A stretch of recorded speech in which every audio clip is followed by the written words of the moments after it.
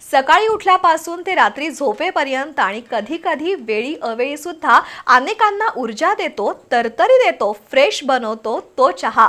चहाला वेळ नसते, मात्र वेळेला चहा लागतोच. आता तर ब्लॅक टी पासून लेमन टी पर्यंत आणि कहवा पासून ग्रीन टी पर्यंत विविध प्रकारचे चहा बाजारात आलेत. पण तरीही खऱ्या कडक चहाचं अस्तित्व घराघरात कायम आहे. अशा सर्वांची तलफ भागवणाऱ्या चहाचं महात्म्य सांगणारं बी न्यूजचं विशेष वृत्त आजच्या जागतिक चहा दिनानिमित्त. काका चहा द्या, काका चहा द्या, काका चहा द्या, काका चहा द्या, चाप्या चाप्या चाप्या चाप्या. आज जागतिक चहा दिन. घरी आलेल्या पाहुण्याला चहा देणं ही तर आपली संस्कृती आहे. सकाळी उठल्यानंतर बेड टी घेऊनच अनेकांचा दिवस सुरू होतो. सकाळी नाश्त्यासोबत वाफाळलेला गरम चहा पिणं ही तर अनेकांची न सुटणारी सवय आहे. सकाळी चहा मिळाला नाही तर अनेकांची चिडचिड होते. काहींना प्रेशरच येत नाही. मैत्री किंवा व्यवहारातही चहा प्रमुख माध्यम असतो. व्यापारी संबंध वृद्धिंगत करतो तो चहा. आपलं काम लवकर व्हावं म्हणून सरकारी बाबूंना ऑफर केला जातो तो चहा. आणि काम टाळण्यासाठी सुद्धा सरकारी बाबू चहाचाच आधार घेतात. कंटाळा आला तरी चहा हवा असतो आणि खूप घाई गडबड असली तरी कामातून थोडासा रिलीफ मिळण्यासाठी चहा पिला जातो. अनेकांना तल्लफ आली की चहा लागतोच लागतो. पावसाळी हवा पडली की चहाचं महात्म्य अधिकच वाढतं. घरी आलेल्या पाहुण्यांना चहा विचारला नाही तर स्वागत झालं नाही असं सुद्धा वाटतं.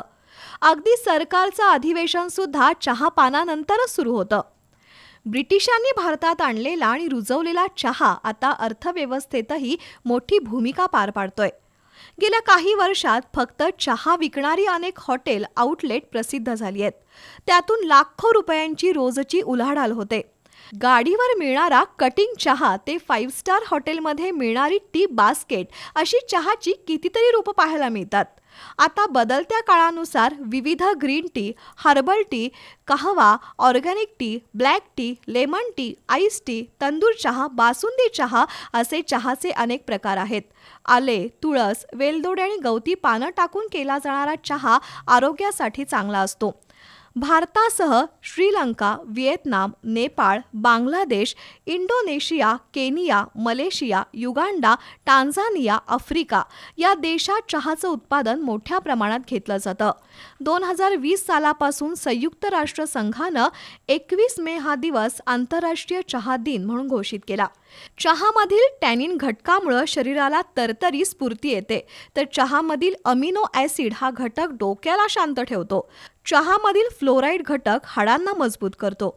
विशेषतः ब्लॅक टी आणि ग्रीन टी शरीरासाठी उपयुक्त असतो. एकूणच अनेक चांगल्या गोष्टींची सुरुवात करणारा, जीवनातील अनेक क्षण चिरंतन बनवणाऱ्या अमृततुल्य चहाचं मानवी आयुष्याशी अतूट आणि गोड नातं आहे, यात शंका नाही.